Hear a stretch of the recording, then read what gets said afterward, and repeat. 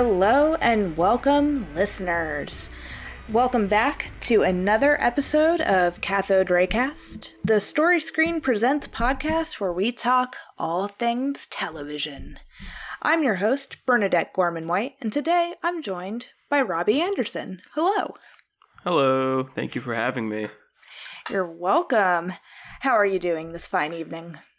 I'm good. I'm chilling. It was really hot today, but I've mostly been in the air conditioning like a big baby, and that's how I like to be a big cold baby most of the time. That sounds lovely. Sounds like great. A great day. It is probably better than people who had to be a big hot baby for the most part. Unless they're into that. I don't know. Yeah, we don't want to kink shame anyone, but no, it doesn't sound too desirable. My preference is to be ice baby all the time. That is my choice. That's what I want. So it's been a good day, all things considered. I can't complain. Well, that's great. So, Robby, this is going to actually slightly piggyback off of your most recent hot take, which we published just earlier this week as we're recording. You and Diana DeMuro covered Black Widow for a hot take. Yes.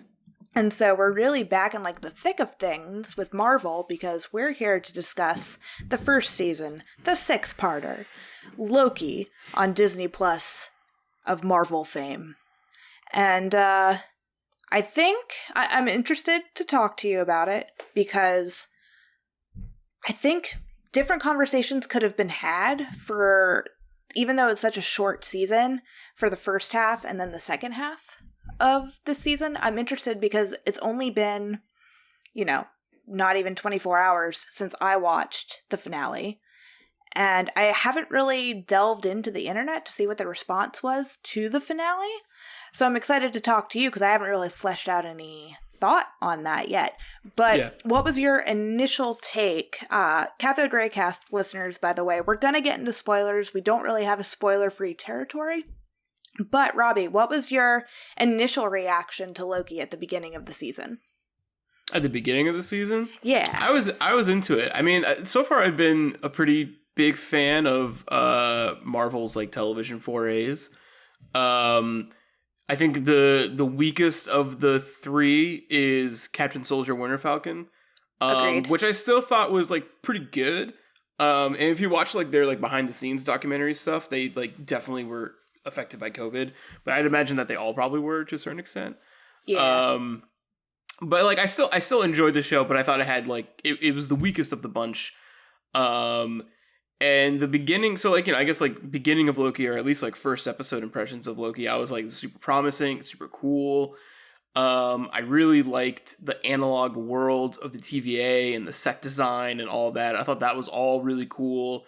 I thought it was really interesting seeing Thomas Hiddleston's Loki kind of be I remember I was just he's kind of one note. Loki's kind of just a one note character, and he's kind of playing it on purpose where he's doing the 2012 Avengers Loki isms, and then you start to see them break as they kind of break apart that character and fracture that character.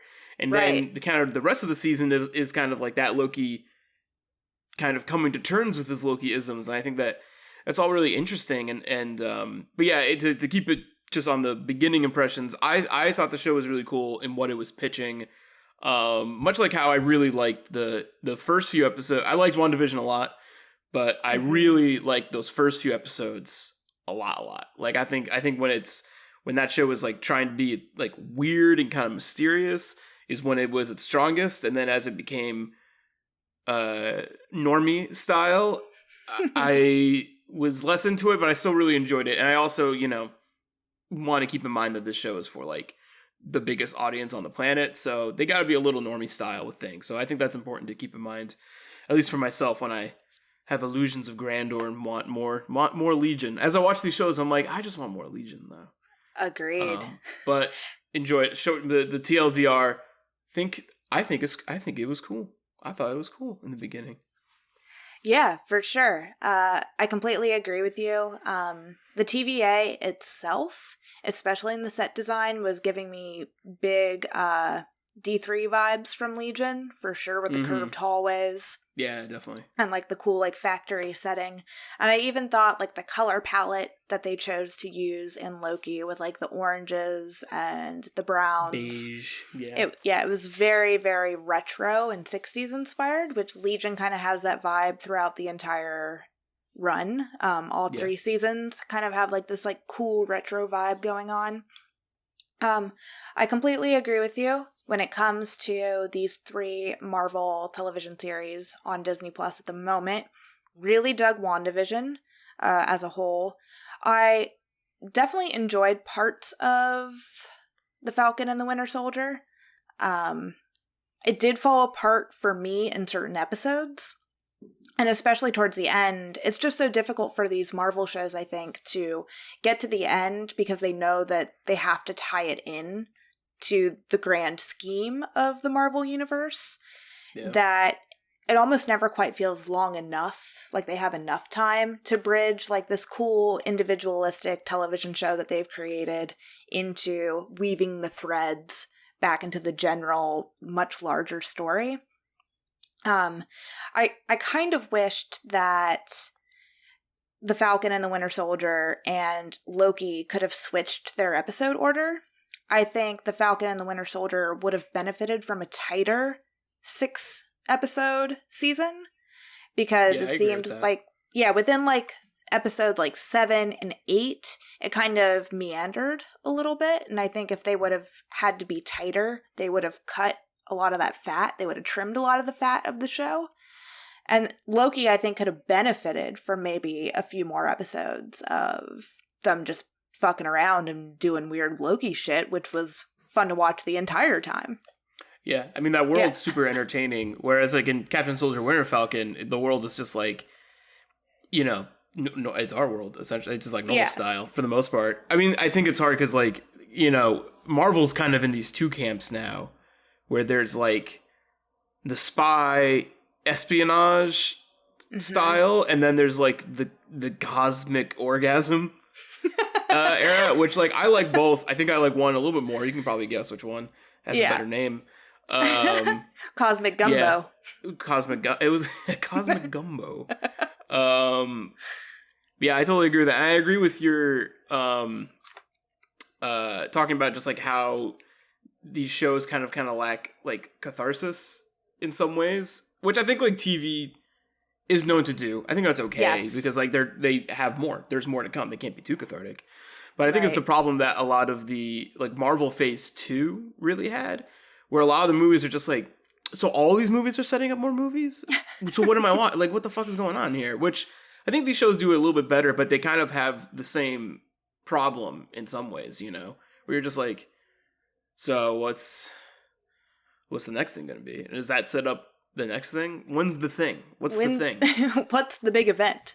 Yeah, and we don't know what like team-up movies look like going forward, so I think that's also a little like tough to set expectations to a certain extent. I also think like, you know, sometimes as a fan you just gotta fucking chill and be like, all right, just watch it for what it is. But I have trouble doing that. I bet other people do too. For sure. Yeah, because to my knowledge, so far, WandaVision is a one-off, and The Falcon and the Winter Soldier, now Captain America and the Winter Soldier, I believe that was also a one-off. I think so, because then they announced the movie. Yes. So, which is also weird. Yes. So far out of these 3 series, Loki is the only one that is confirmed getting a second season, I think. Yeah. Yeah? Yeah, as I believe that is correct. I think WandaVision's the one that's like the least likely to get another WandaVision. Yeah. I mean, and the thing is they could totally, you know, they could come out with a show that's like White Vision, which is basically the sequel to WandaVision, right? Like, yeah. They could play with it, like, you know, it's like the spiritual successor to this show that you liked. It just depends on what like the future of the MCU really looks like. But Loki is the one that has like the actual like the big 2 on it. Right. The big stamp at the end. The big 2 being like, no, we're coming back for another 6 or more. Or less. Or less. Who knows?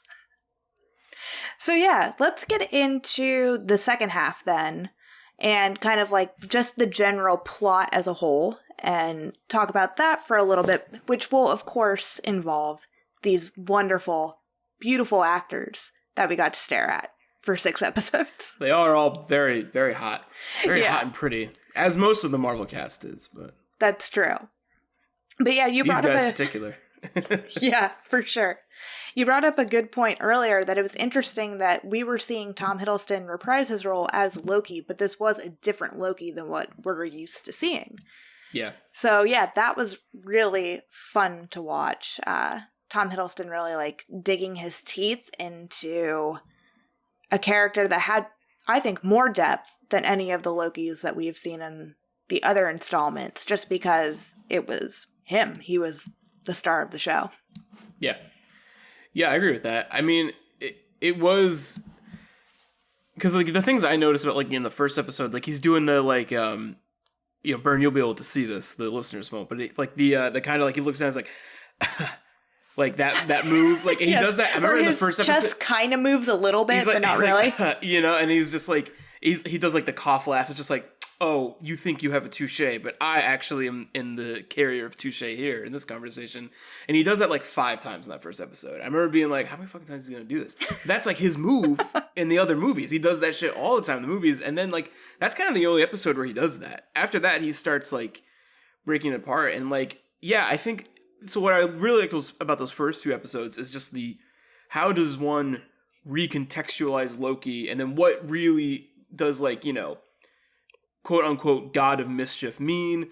What does this character mean? What if we had a character that could like see his death and see his faults and learn from it in that way? And how does he learn from it? How doesn't he? Like, the whole nurture versus nature debate is like it's like the thesis of the show to a certain extent, or at least one of the thesi that I think that they set up. Right. And then the second half of the season, I do think does that, but I think it's the second half of all of these seasons for all of the Marvel shows is kind of when the MCU machine wakes up, right, and the gears start to turn, and then they're just like, all right, so what's the reveal at the end?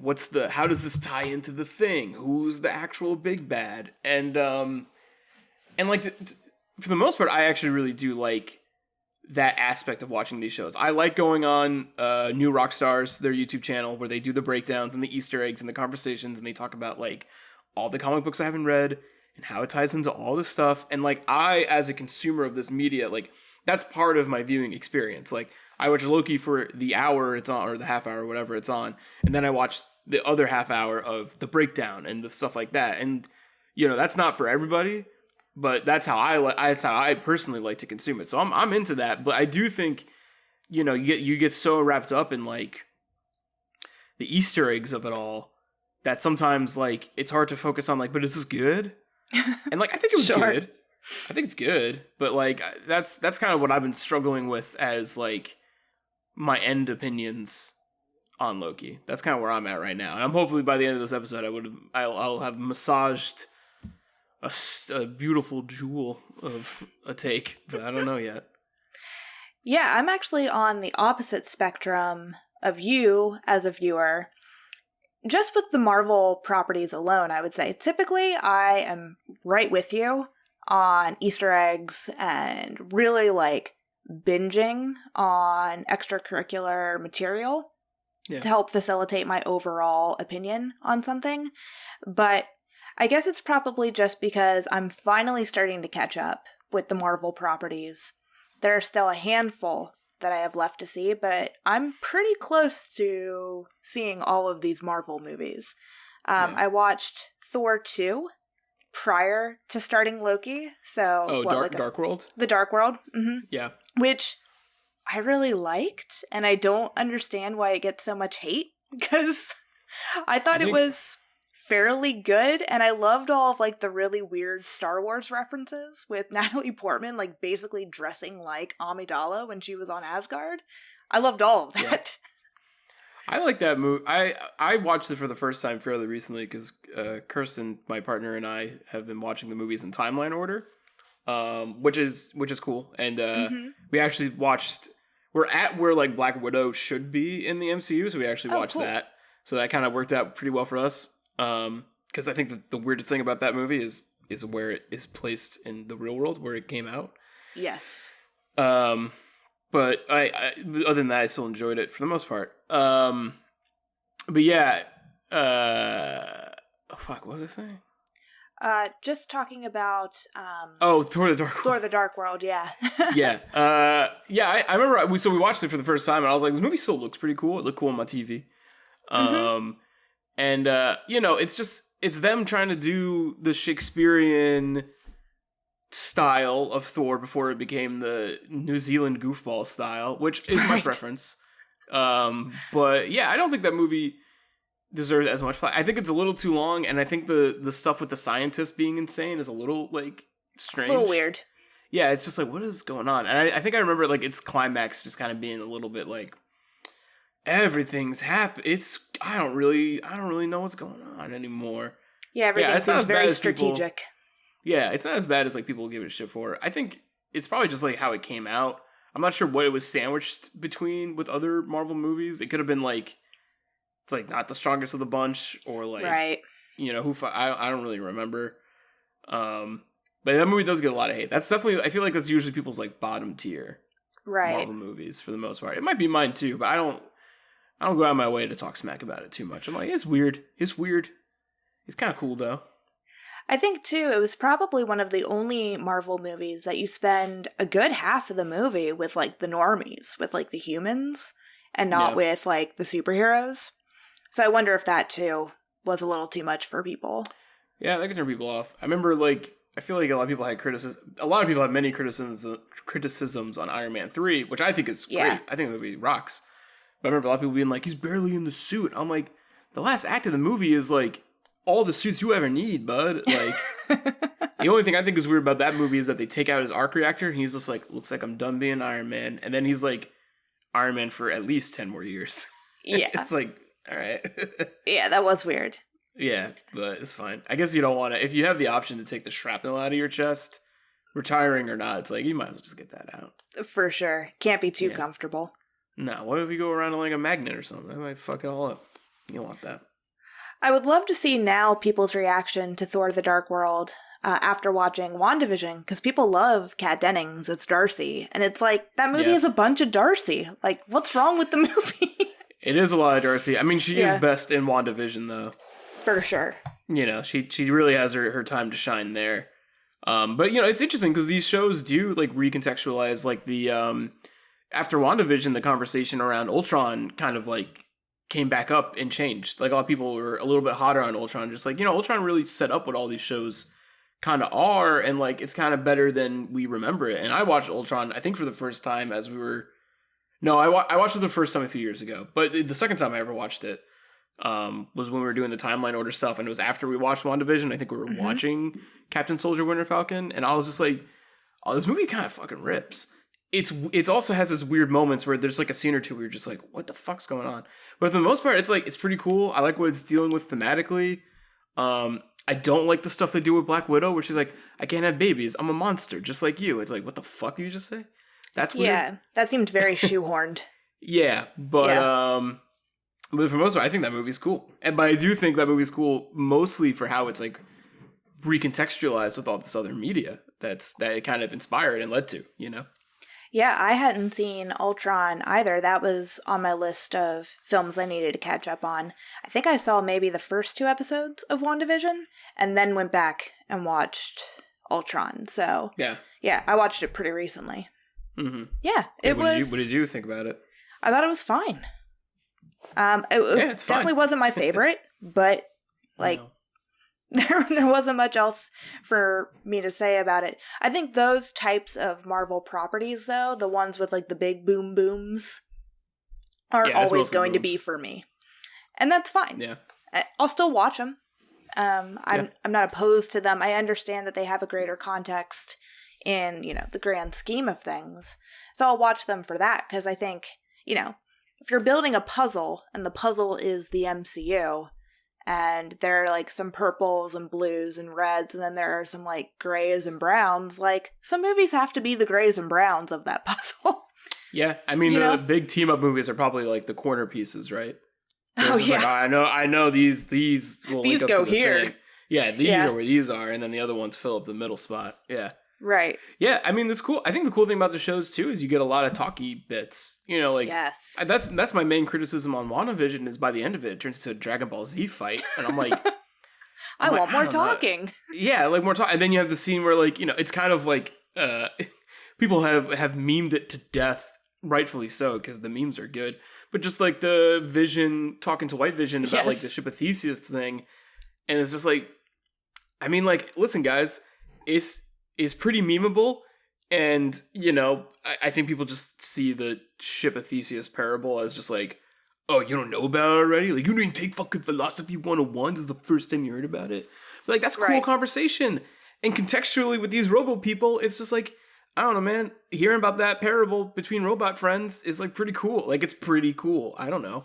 Oh yeah, as a teaching moment, for sure. It's really good character building. It's really good just like inviting the audience in to be like, see, we live in your world and we think about these things just like you think about these things.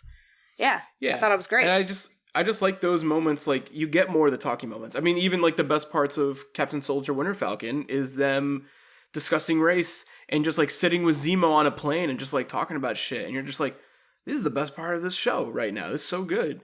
And the same can be said about Loki, is him like having these conversations with essentially himself about like the nature of themselves. And you're just like, there's no way in a movie you can go this deep on a comic book character's like psyche, you know? There's just no time. It's cool. It's cool. I like it.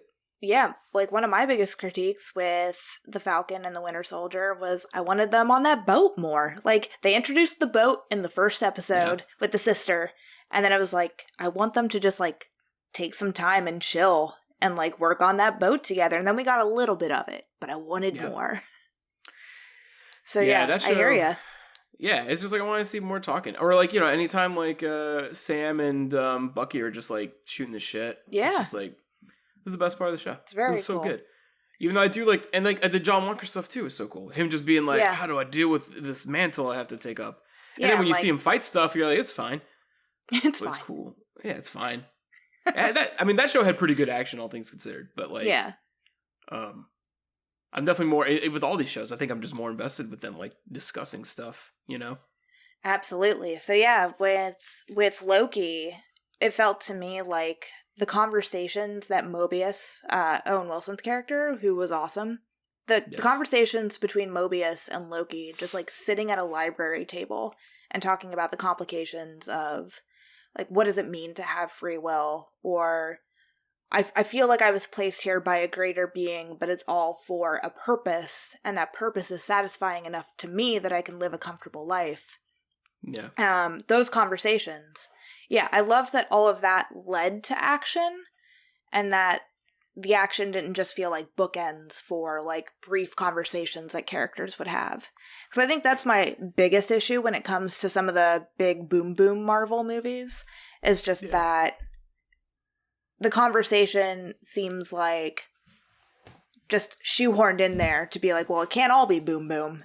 We have to have these characters talk to each other. Yeah, they have to speak at some point, I guess. But Loki felt like genuine and real. That action became a consequence to the conversation happening. Yeah, and I think the action was always like kind of like short and very satisfying, you know? Yes. Which I liked. I mean, you know, not to jump ahead too much, but like the climax of the show is pretty actionless. It's really very just a lot. It's a lot of talking. It might be a little exposition heavy for my taste, but like it's pretty cool. So I'm like, that's fine, I guess.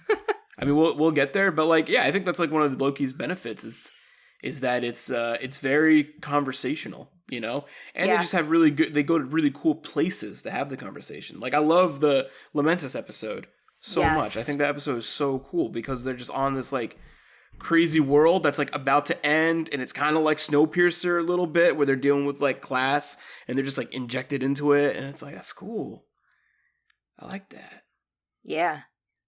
So yeah, to get back to your point that you made earlier, so when I was watching Loki, I was really watching it with fresh eyes, and I didn't have a lot of the supplemental material as to like what this means in the comics or where these characters were coming from, because at the end of episode 3, where you see Sylvie for the first time and you're introduced to this Lady Loki character, I was talking to Mike Burge of Story Screen fame at the theater. I've heard of him. And Burge was like, oh yeah, like, Lady Loki's interesting. She's an interesting character, and it'll be fun to see what they do with her, because they could be using her for, like, 3 different reasons. And I was like, all right. That sounds awesome. I don't have any of that info going in, so I'm just going to go in and try to watch it as a show and see if it works for me narratively in this series structure. And yeah. I definitely think it does. I think it works as a show for sure. I mean, like, as far as I understand, like, Sylvie is kind of the combination of, like, a few different, or at least, like, Lady Loki and Enchantress, which are 2 different characters. Okay. But I don't know much about, like, how they act or how they are. I just know that it's, like, she can do enchanting, so she's kind of like Enchantress, and I think Enchantress's name is Sylvie, and then Lady Loki, I believe, is, like, usually a different character. So they kind of, like, merge those, which there is, like, you know, a few merging of character ideas that happen in this show, a big one that happens later. But yeah, I thought that Sylvie was cool. I think I really like Sylvie as a Loki who had just the most different of upbringings, which make her, she's kind of more like a Thor in a way. She's very brash. She, you know, doesn't think things, she's not as trickster as Loki, you know, she's not as meditative as Loki. She kind of is like sword first, questions later. And I like that that's the difference, you know, like she didn't have the same upbringing as Loki, normal style. And those are the reasons why she's different. And like when they're in the Lamentus episode, when they're talking about the ways that they're similar and the ways that they're different, it's just like, oh, that's so cool. I mean, it's like that classic, like, you know, you go into the past and you step on a butterfly and now the future's like totally different. But like but to see it just carried out over like a conversation at a bar is like, it's cool. It's just really cool to see. And I liked her character a lot. I thought her motivations were sound, and I liked that like she just was kind of like a force that couldn't be stopped, but she had like this tenderness to her as well that I really appreciated. Yeah. That actress, Sophia Di Martino, I had seen in this weird Netflix show. Well, it's not a Netflix show. It was put on Netflix. I believe it was on some BBC station first. It's called Flowers.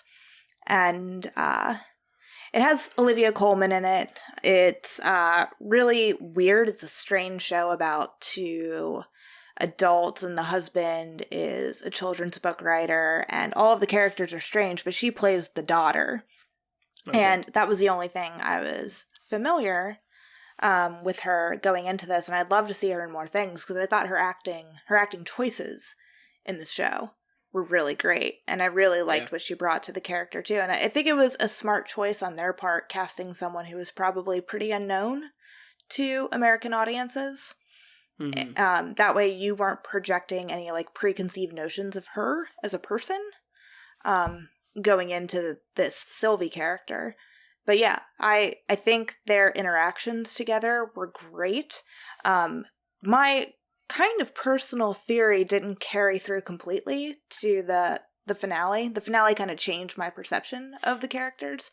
But at first I was reading Loki and Sylvie's connection as a very, like, trans connection, just because Loki, and also all of the other Lokis that were in the void, keep, like, realizing that they're broken, and that there's something broken in them that is causing them to be unable to fulfill their, like, grand destiny, or to get them what they ultimately want, and for them to find success. But it feels like our Loki that we're watching, the variant Loki, is finally starting to kind of like embrace his other half, which is like his feminine side. And he's doing that through his connection with Sylvie and starting to like finally become a whole person. And so it kind of seemed like they were like pushing this non-binary storyline, but that kind of didn't follow through completely until that final episode. Because I was a little bummed that I feel like they pushed the romance if you could even call it that, a little bit harder in the final episode than what I was anticipating. But I think, too, that she kisses him as a way to, like, pull him in before she can betray him. Yeah. So it seemed like a ruse. Mm-hmm.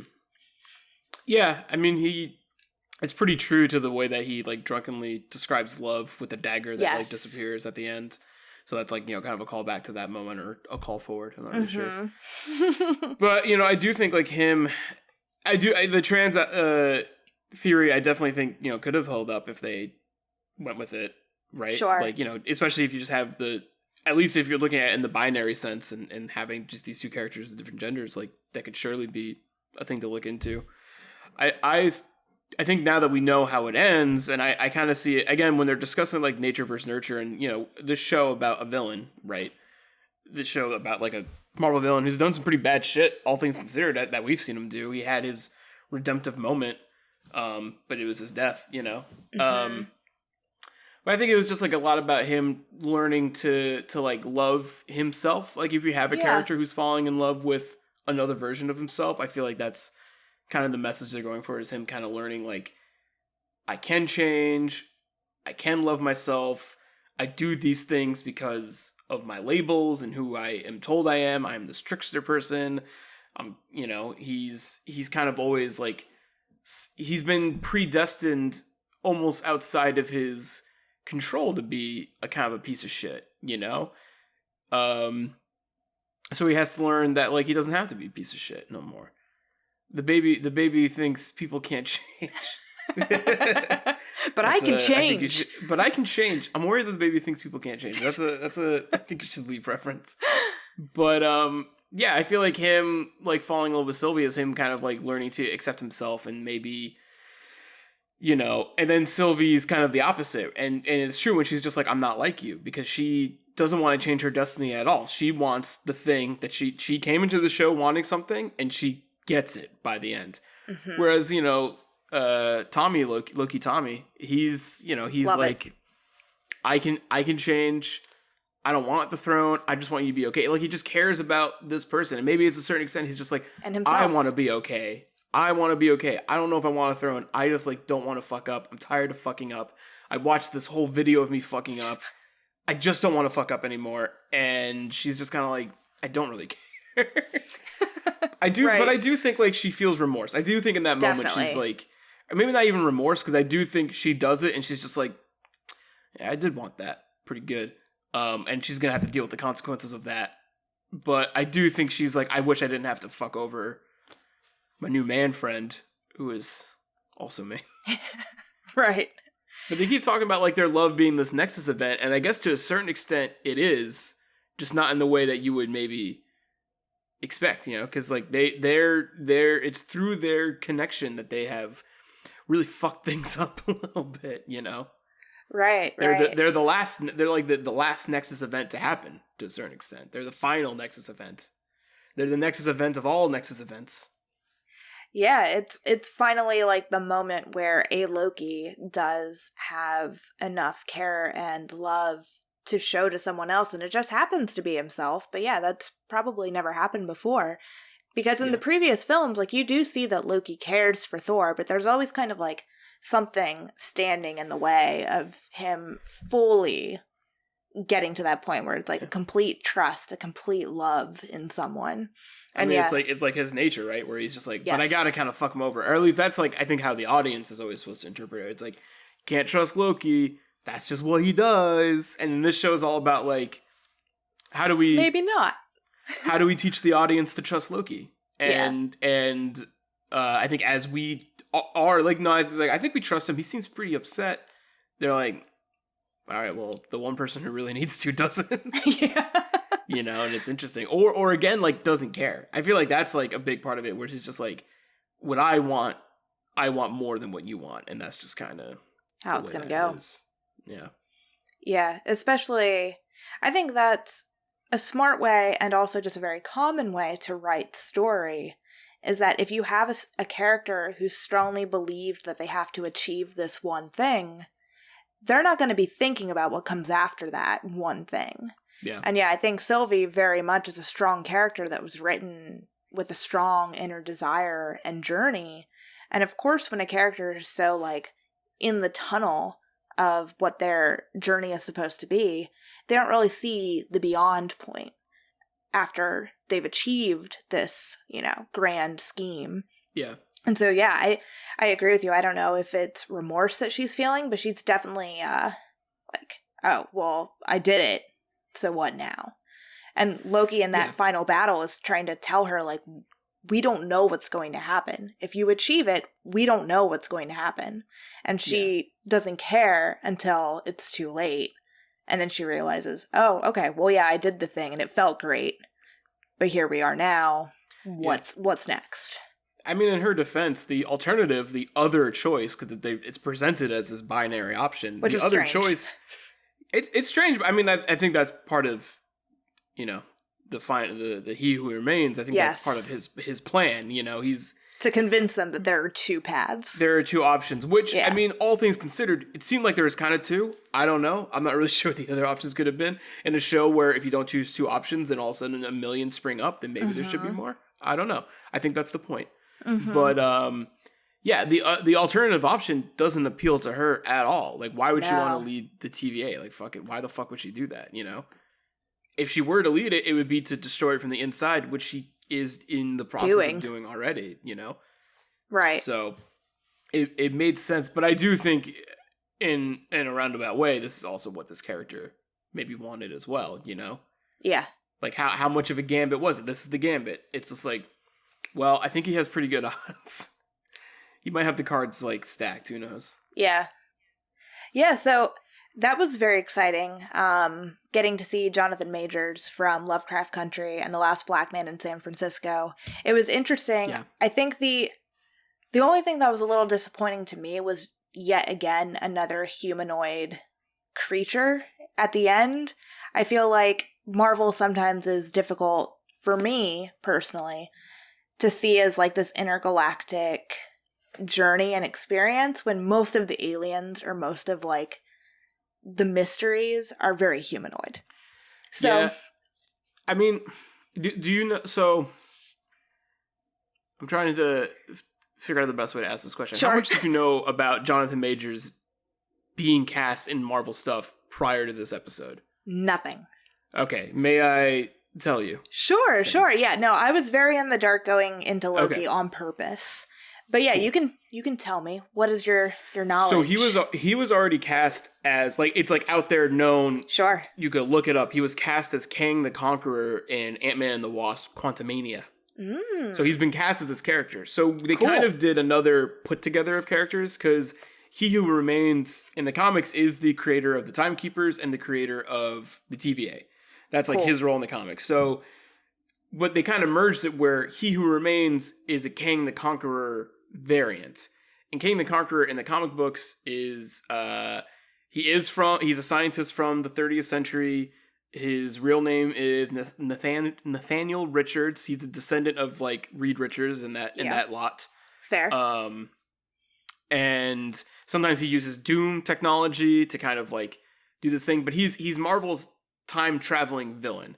So sometimes he goes to Egypt and becomes a god there.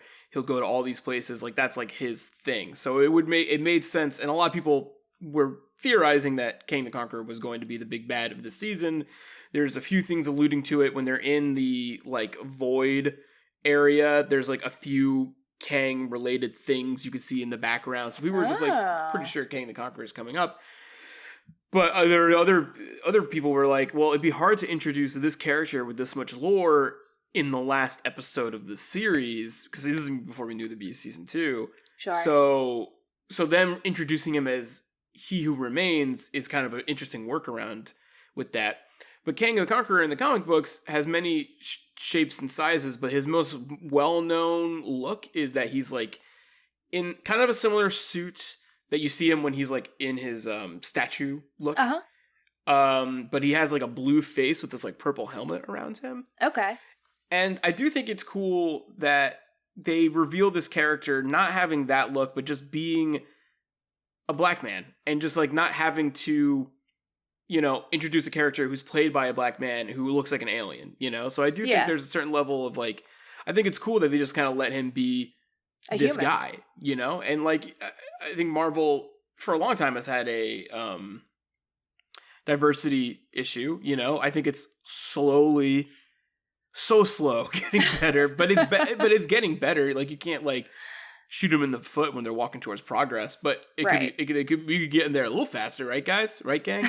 But like, I do think it's cool that, like, you know, they introduce this character who is otherworldly, who is alien, but gets just to be played by this character who doesn't have a bunch of shit on his face and is just a black guy. You know, he gets to be a person of color on screen and acting. And Jonathan Majors, such an amazing actor, so amazing, and he really plays this character who like feels like ancient and loopy, and like he has like I watched this one video that kind of called him like Heath Ledger Joker-esque, just in terms of like the unevenness that he was like capturing in his performance.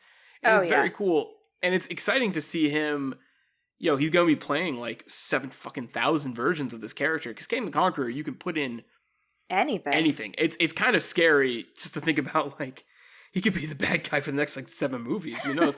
Hopefully they use him sparingly. We know he's going to be Kang the Conqueror proper in at least Ant-Man and the Wasp. And it seems like he's going to be, because he's in his Kang outfit at the end of the show, right? So we'll see how that is. But it is interesting. I do think it was a really smart choice to combine He Who Remains and Kang and introduce him into the MCU that way. And I thought it was a pretty like elegant solution. I mean, they fucking gave us enough exposition to make it make sense.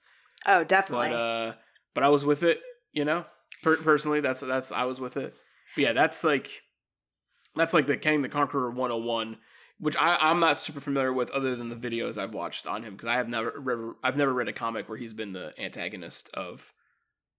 But that's what I got. Gotcha. Yeah. So, Marvel studio heads, if you're listening, and we know you are, I would love to see some more alien-esque creatures. But clearly, because I did not know anything about Kang the Conqueror or any of the casting going into this, that this wouldn't have called for that. But, I love the fact then, with that brief explanation that you gave, which I thought was very succinct and helpful. I love that he was even like, because when they finally meet him and Sylvie says like, oh, He Who Remains, and he has that like quick throwaway joke about Miss Minutes, and he was like, oh, she still calls me that. So that's really cool that they're like combining these characters, and he gets to like easily just brush it aside and be like, oh, that's funny that that's a name that she uses for me, because that's not my name. And it's like a cool like little insider thing now that I'm aware of who this character is. But I thought Jonathan did a great job of exactly doing what you were talking about. Just like, you could tell that he was out of it, and he's been out of it for a long time. Still highly intelligent, and with it to a certain extent, but you can tell he has a hard time interacting with people. You can tell that he just like doesn't have those skills anymore because he's been so isolated for years. Yeah, and he's on the precipice of what he thinks to be the end of time. And he's like, I think this is it. Like, I think it's really cool, and I really like how the show plays with that moment of, like, because as an audience member, I think you're supposed to be really, like, confused. Not confused in what's, like, happening, but confused as to, like, where's it gonna go? Who's telling the truth? Yeah. What's going on? Because they're like, I don't know if we can trust him. I'm also the trickster god. And he's just like, maybe you can't trust me. I don't know. I'm crazy, clearly. And you're like, I don't know what's going on. I can't trust him. And then Sylvie's just like, I'm gonna kill someone in this room. He's going down. And it's like, it's a really cool play on just like the action that's happening in the scene.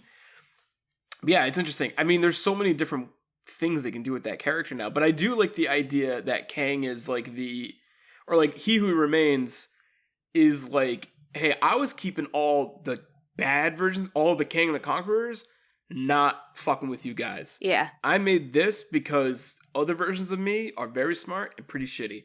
So I'm making this not happen. You kill me, they're out.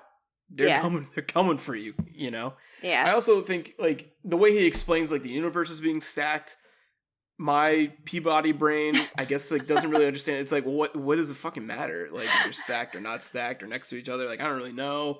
I think that was just a visual thing that they could do. to explain it. Yeah. And then I was thinking of like, I had a theory, and I'm not sure if it really holds up, but I was thinking like maybe the MCU timeline, the way they're explaining it as like the sacred timeline is like, is like the main timeline, and then this show is like what if the MCU is like the OG first timeline of all this stuff, because multiverse shit happens in the comic books for mad long, and then we saw how like this is how all the comic books now happen and stuff. This is how all the stories now make sense because we're breaking it up. But then it gets confusing, because I think the whole thing about the show that I keep thinking about, because it confuses me, is they talk about there being one timeline, but in Doctor Strange they talk about how they get their magic from the multiverse, and I don't get it unless time and dimensions are different, which that could be possible. Yeah. That could be possible, but it's a little confusing to me, and it drives me a little crazy.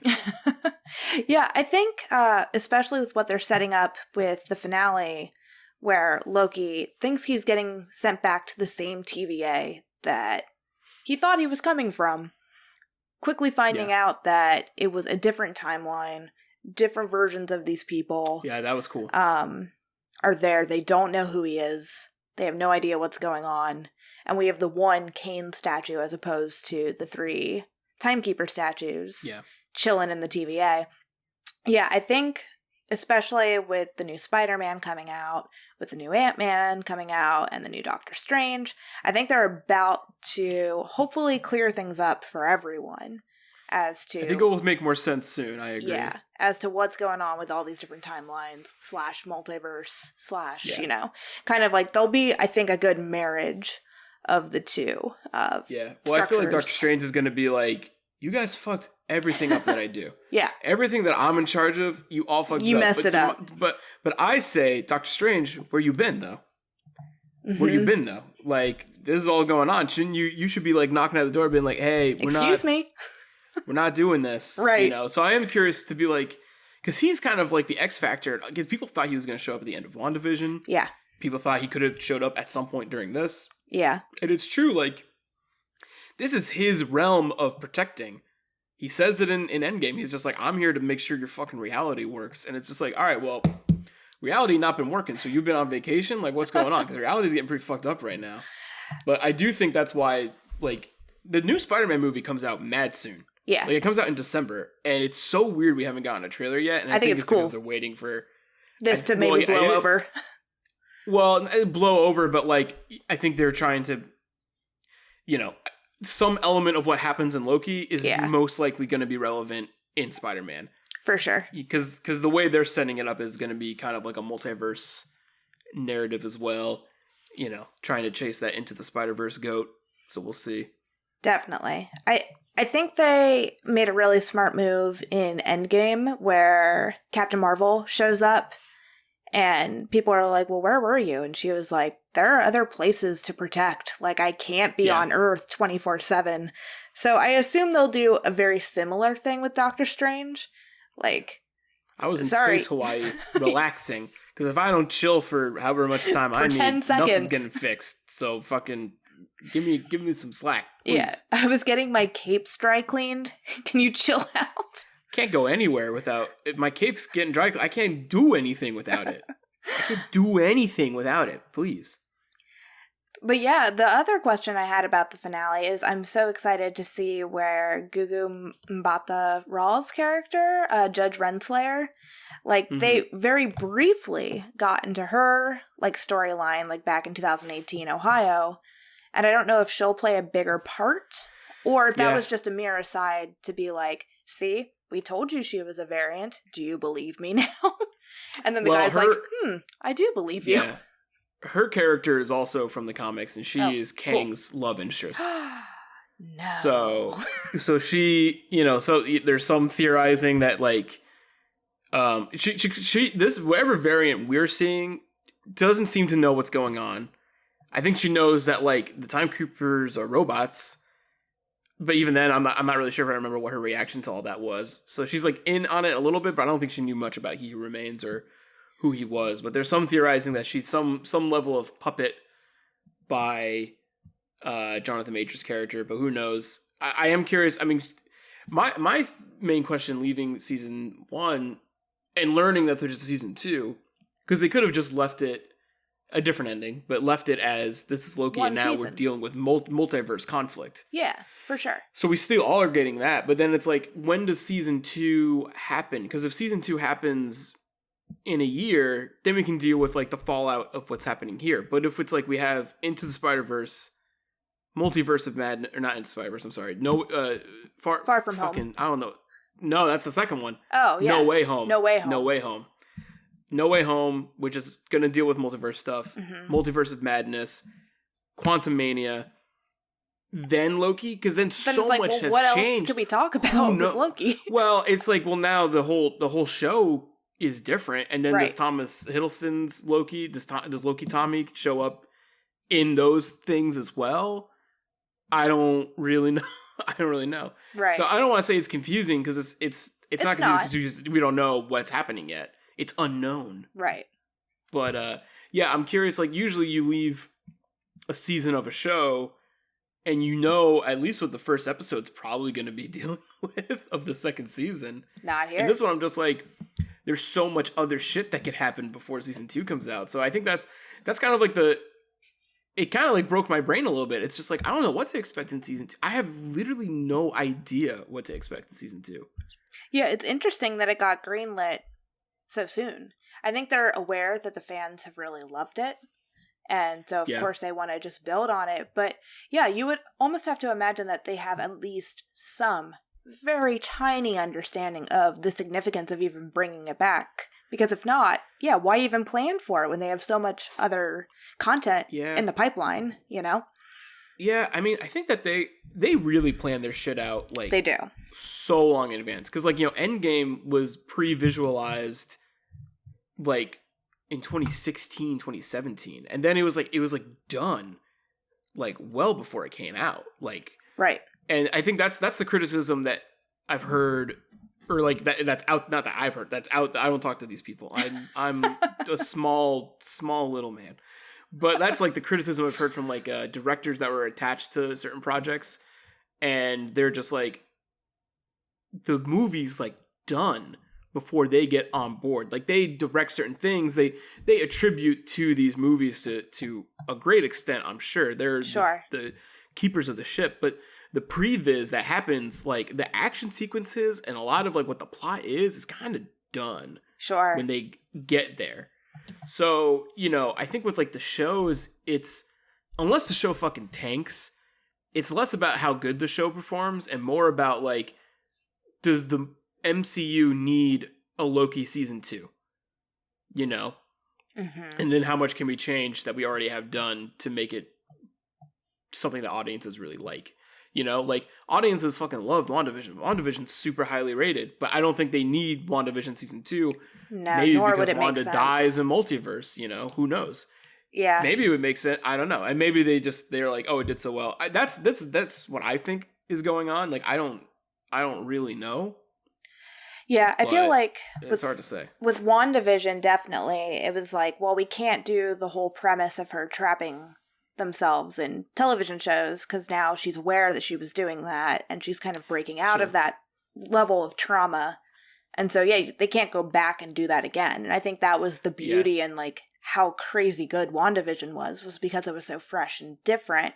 But they can't just replicate that anymore, because the cat's out of the bag. She's out of the sitcom. Like, she knows now.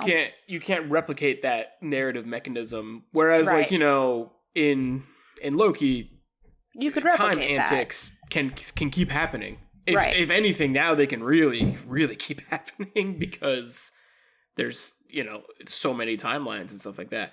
I mean, shit like this can really lead into Secret Wars. I'm wondering like how they're gonna do team up movies, because are they gonna do like, because the end of like Black Widow, they have the character whose name is very long. Val, whatever. Val is great.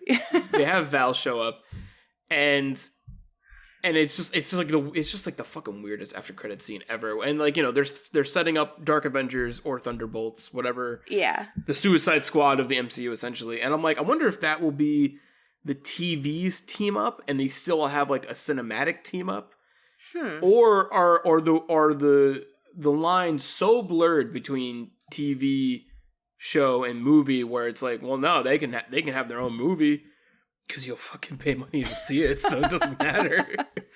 I don't know. Yeah. I'm curious to see, because like the end of Black Widow is so weird because she's a side character in that movie and continues to be by the end of it, where they're like, oh, now we're setting up the Hawkeye show at the end of the Black Widow movie, and it's like, weird. What did you just do? You show me an iPad at the end of this 2-hour movie? That's true. It was an iPad. What the fuck's going on here?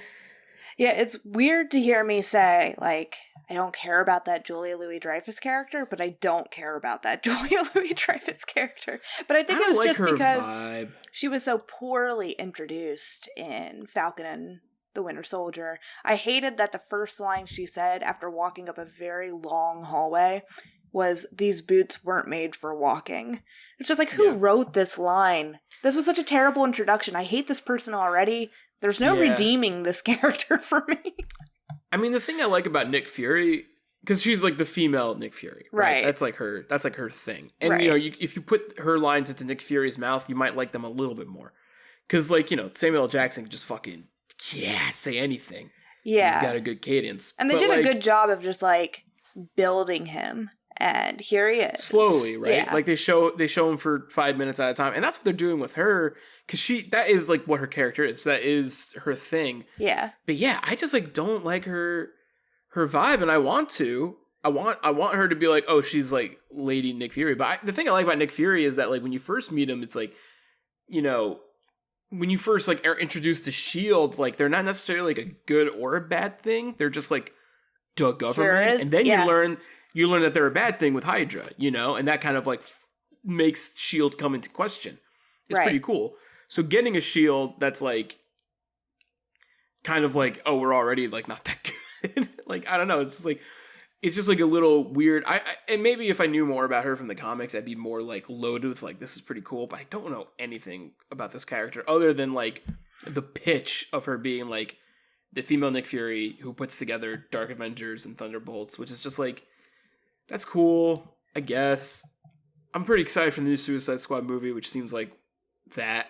So right. I don't know. We'll see. Those characters I like. I mean, I like Yelena. I like John Walker up until like they were like, this character doesn't need to face any consequences for his actions. It's just like, cool. We saw him kill a guy. All right, whatever. Cool. So that's less on him. I like that character, though. I thought, for the most part, that character was handled really well. So I'm excited to see more of them, but it's weird. Yeah. It's weird. I'm not that excited for the Hawkeye show, and that didn't make me any more excited for the Hawkeye show. Not at all. So, I don't know. I'll probably like it. Well, if anything, if the only reason that it actually made me care about that show is because I think for Hawkeye, for me, he's fine. I don't really care. I don't feel compelled. But I guess if you tell me Florence Pugh is going to be in that show, all right, I guess I'm watching that show. Like, she is the ticket in for me. It's like, do you have trouble imagining Florence Pugh in like a TV show though? I hadn't thought about it until now. So that's like something I like had a lot of trouble like grasping. Yeah, is like, oh, Florence Pugh in a TV show. It's like, she's way too good for that shit. But they're all kind of too good for that shit. I kind of thought the same thing about Tom Hiddleston too, to a lesser extent. But I'm just like, yeah, here it is. But for her, it's just like, Florence Pugh on my favorite genre of media consumption? That's not what I'm trying to say necessarily. But I'm having trouble just conceptualizing her in a TV show. Right. You know? Right. Obviously, TV shows are they're kind of just very long movies now, so they require more skill, more budget, and more things. The only thing they don't require is conciseness to a certain extent, or they have a little bit more wiggle room there. Yeah, but I had trouble just thinking about her being in a show, or at least seeing her just being in a Marvel show too. You know? Yeah, she's really like progressing rapidly in this Marvel universe for sure. But the reason I really dug WandaVision so much was because it seemed like it was actually paying homage and reverence to the form of television stories, which I thought was great. And then especially as the foray into TV for them as well. Exactly. But then I was disappointed because then when I watched the first episode for Falcon and the Winter Soldier, it very much felt to me, I'm like, oh, so they're just doing a really long movie. It didn't seem like their episodes really felt like contained episodes of television. It was just like, oh, this is the next chunk in this very long movie I'm watching.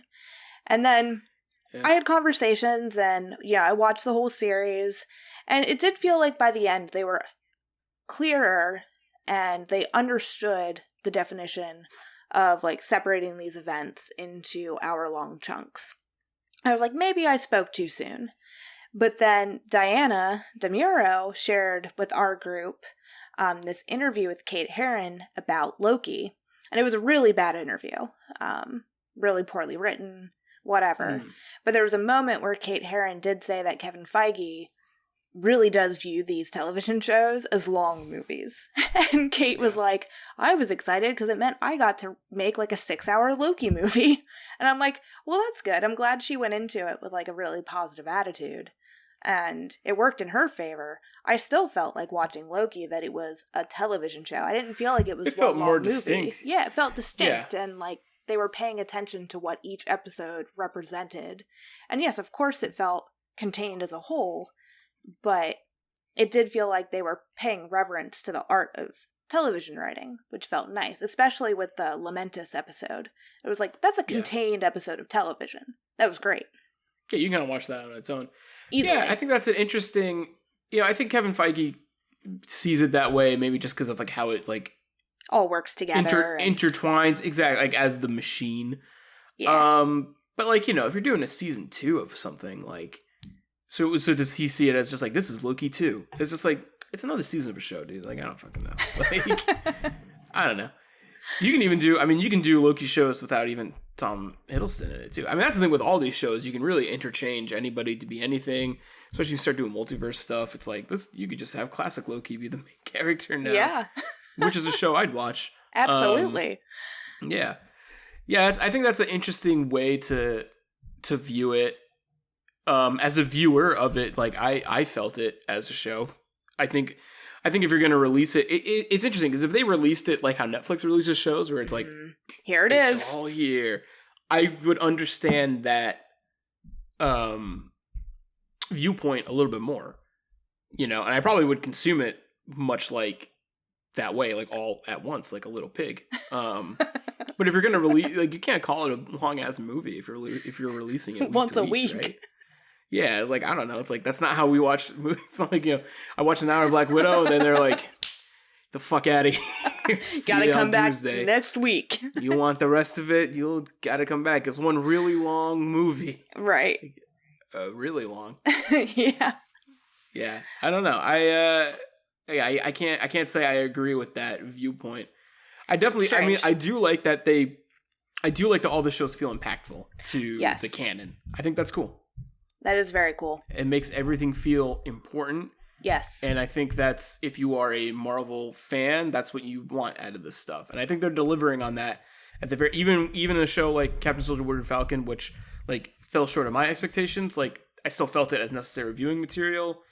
And, I'm excited to see a Sam Wilson Captain America movie proper and see what that looks like, Yeah, it'll be great to see them really dive into the race issue, which they kind of like got into, and sometimes you thought that they were going to go deeper studying that narrative, and then they kind of like backed out.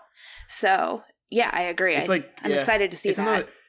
It's another thing with like the diversity, just like issue in Marvel, where it's like, you see them do it. I mean, the way I was like explaining to a friend of mine who was like pretty critical on them like not diving deep enough into it, which is, again, like, that's a fair criticism to have, and I'm with you there. Mm-hmm. But, I'm just like, if you're like a Trump supporter and you're watching that show, you're gonna be fucking pissed off. Sure.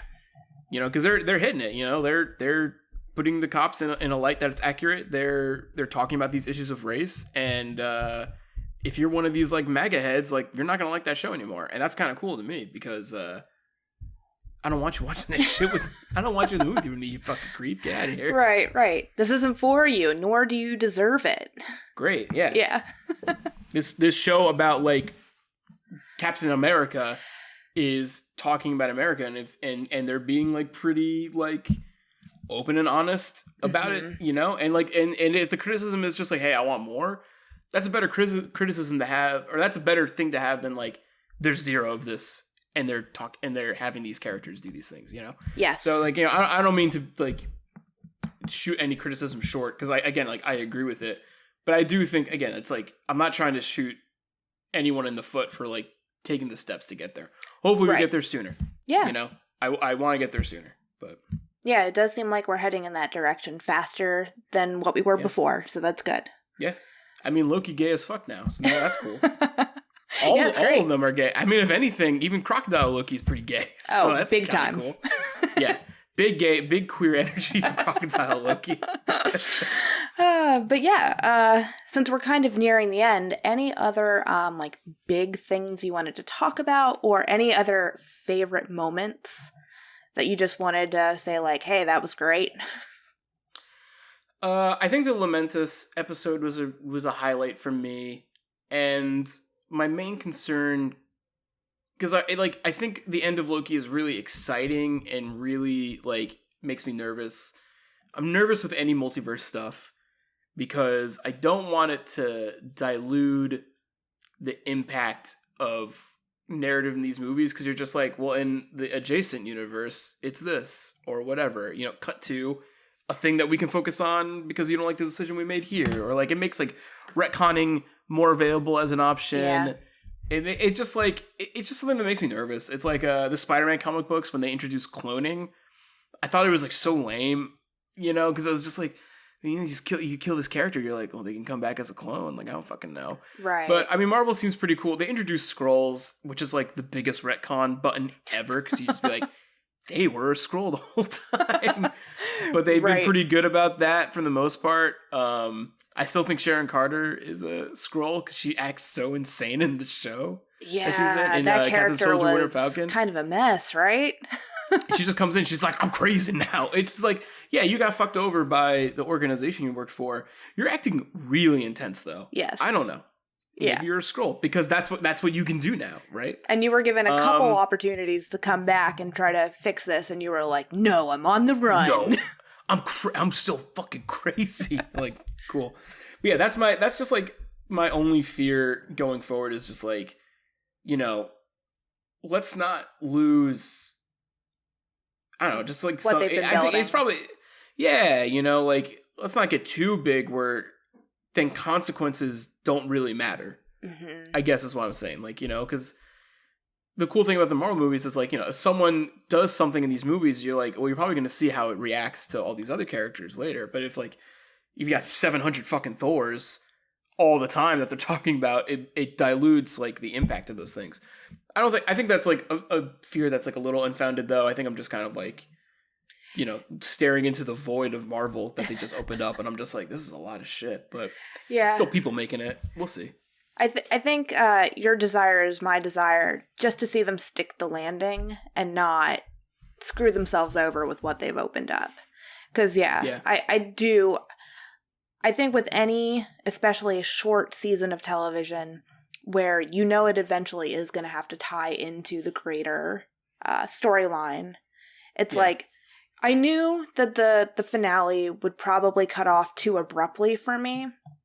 And it did, but in a satisfying way. But it is just like, gosh, I was hoping to see them stick the landing here, but now I have to wait to see if they're going to stick the landing later.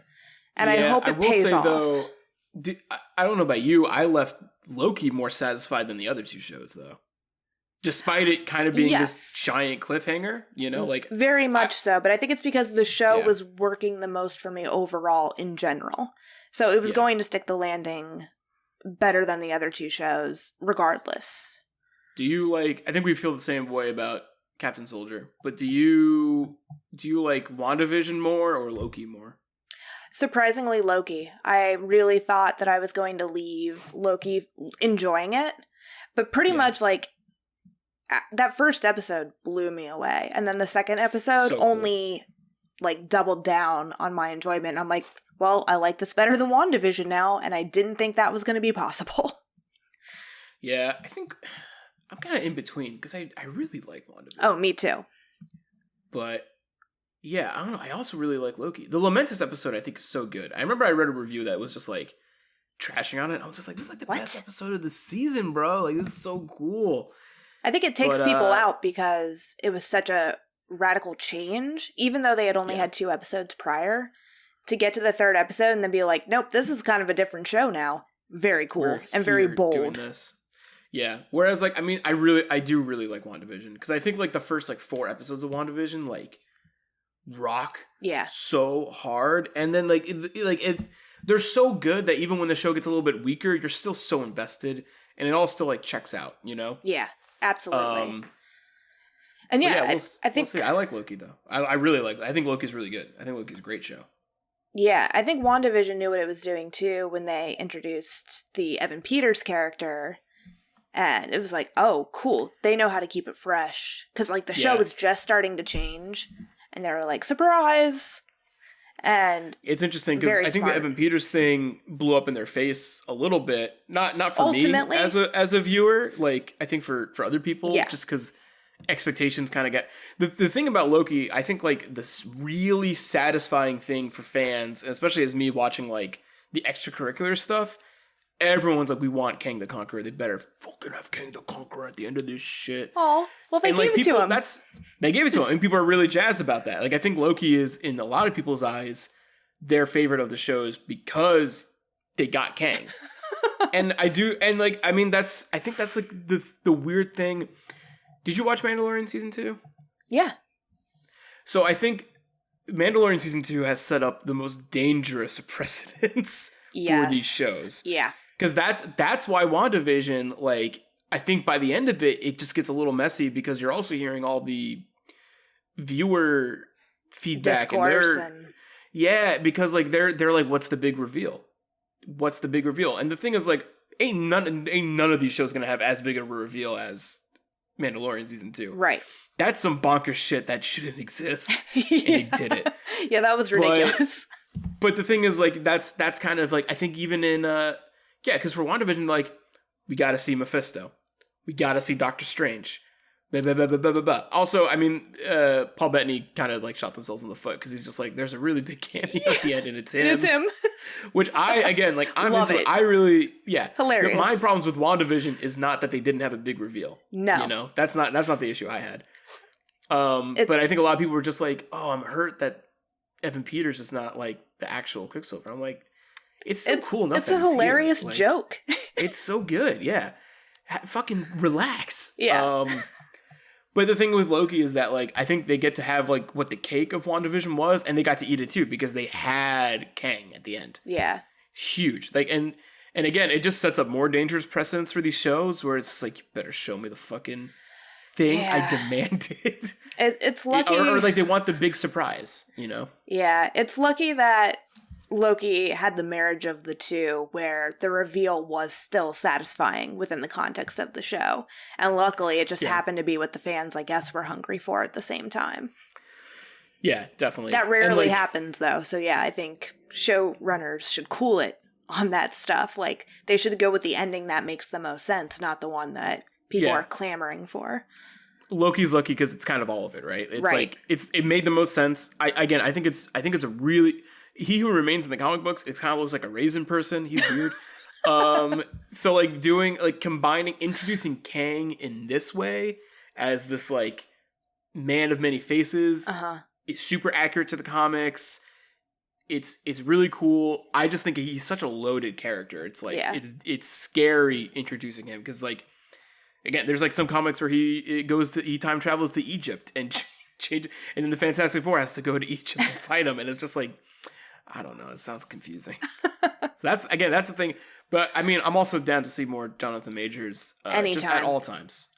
So it's cool. It's cool that he gets to be this character that can be anywhere and do anything, because it's just like, so you're saying please. we get more? Cool. I'm into that. Yeah, it was a crazy just like coincidence that he and Woonmi, who played I think her name is B19. She's like the main TVA agent who's like being convinced that she's a variant. She's great. She has one of the best moments of the show Lovecraft too. Country as well. So it's cool to see those two actors again. Yeah, she has a lot of great moments in the show. She's a cool character. But yeah, the big things that I want to shout out is thought it was a great reveal with the Infinity Stones being used as paperweights. It's very good. A very quick, easy aside to just make how devastating everything was seem like so minute in this grand scheme of things. Very sad, very funny. Yes. I still got chills. I've seen it 3 times now when they land at that it's like basically like a superstore, like the Walmart in the future when they're hunting. The Roxxon. Yeah, building. the Roxxon. Yeah, which is like another like other comic book fucking thing. Oh, for so sure. cool. Yeah. I had no idea. But like Mm-hmm. the cinematography in those shots and also just like the composer Natalie Holt, that music The is score in amazing. the show is crazy good. Isn't it so the good? The way that they're blending like Asgardian like folk music into like sci-fi lamented cyberpunk world, it's like that's all really cool. Big time. Yeah, the score for this show is really good. Yeah. And I love how they like keep like twerking it just a little bit, like that main theme, just They keep twerking tweaking it. They keep shaking that song. I'm thinking of that like big robot twerking in front of the Roxxon. Yes. Yeah, I can agree with that. They're really twerking it on this one. But yeah, like the small like changes they make to the score throughout the show just to give it like the different like emotional heft that they need is really, really cool. And I really loved too when they were in the void trying to get to the person behind I'm forgetting the name of the beast. Alioth. That's it. When they're trying to get beyond, it's very like Wizard of Oz. And I really appreciated all of that reference. Yeah. All those like the last great 2 episodes throwbacks. is very Wizard of Oz, right? Very cool, right? The Yellow Brick Road leading to him. He's the man behind the curtain. Yep. There's some shots that like again I know this from like videos I watch, but there's some shots that are like the same, like literally the same. Oh yeah. Yeah, the it's cool. Literary reference and the filmic reference points, all of the callbacks, perfect. Yeah, I feel like we didn't very even much enjoyed that. Not to extend anything beyond its. We'd be talking for a while, but I also really like the introduction of the many Lokis. I thought was really cool. I really like that episode. I think another weird thing about the show is just like how it makes like Endgame feel like inconsequential in some ways. I mean, granted, this type of show with a smaller cast, more character development, this is always going to be just more for me anyway. Yeah. So, but just the idea of like again like the time like the stones in the drawer thing, them like making the timeline of everything just shatter, like it makes something that was like the biggest cinematic event 2 years ago just kind of feel like so does like it matter? Which is like part of me is just like I'm into that, but also like that's my fear. That's the thing that I'm scared of. It's like, does any of it matter or have impact when you multiverse the shit out of everything? Yeah. It's a interesting balance. I'm curious to see them strike. Yeah, I guess to me it's just a good like, hey, we know you've been with us for a long time, and we know that we've been building to this one thing. Yeah, but forget it. It's in the past. Like we're moving forward. Shit. We're doing new shit. I mean, I like that too. We are your masters. You are our slaves. Like, it's true. You will give us money no matter what. I will give them money. I will give them my Disney Plus subscription, which is now worth something after a few months of being like, I guess I just watched The Simpsons on this. Yeah, there you go. And I was just like, yeah, I'm watching the new shit. Yeah, I'm very curious to see what they do going forward. Yeah. It's exciting as it is terrifying. Sure. And yeah, that line on the Lamentis episode where Sylvie, rightfully so, claims that Loki is drunk. And Loki says, I'm not. I'm just full. But mind you, I'm very full. And I'm like, I'm going to be using that for the rest of my life. That is good. Yeah, man, it's a good show. It was a very satisfying Marvel experience. Very much so. Yeah, it was good. Yeah. Anything else that you would like to discuss? However brief. I'm excited about the next Marvel show, which is the What If animated series. Because I think that shit looks fucking cool. Yeah, that really came out of left field for me because I wasn't really tracking that they were going to be doing anything like that. I knew it was coming, and they released some still images, so I was like, it looks fucking cool. I think they actually did have like a shorter trailer that came out like a year or so ago, but the big trailer was cool. And I think it's interesting that it's coming out after Loki, where they introduce all this multiverse stuff, and that's the whole kind of like conceit of the show. It's like, well, what if this was different? What if this was different? Exactly. I think it'll be interesting to see that like they got a lot of like the cast from the movies to reprise their roles in the animated show, but a lot of them also didn't. Like, that'd be weird. Robby Anderson, yeah, like it's Chadwick Boseman's last performance as T'Challa is in the cartoon, which is crazy. That is crazy. They couldn't get Robert Downey Jr. back. Fuck you. Come on, Robert, get back in there. He's done. He said he's done. He's done. That's he said, true. I'm tapping out. I don't know if they got Chris Evans back or if he just is not in the show. I'm not really sure. Yeah, but it'll be interesting to see what comes of that. I think it'll be cool. I'm very excited for it. I think it looks really cool. Yeah, I agree. Well, great. Listeners, since we have you here and you've made it to the end, I want to say thank you for listening and chilling out with us while we talked about Loki.